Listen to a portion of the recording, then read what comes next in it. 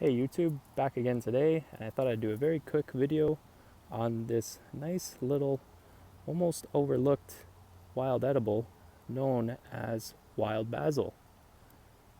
And this one I have tried, and it has a very floral, very aromatic kind of flavor, and I could see why it would go great in stews or soups, or even as some kind of extra flavoring on meats or fishes, etc.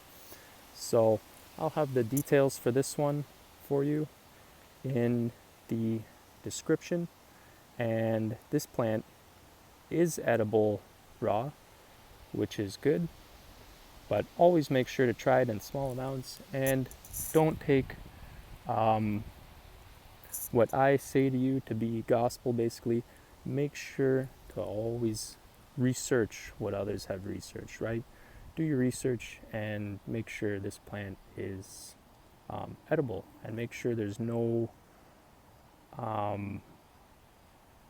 poisonous lookalikes, because I tend to find that with a lot of wild edibles there's poisonous lookalikes, and I'm not doing enough videos on those. So you'll start to see more videos on the lookalikes, so that hopefully you guys foraging out there can be a little bit more safer.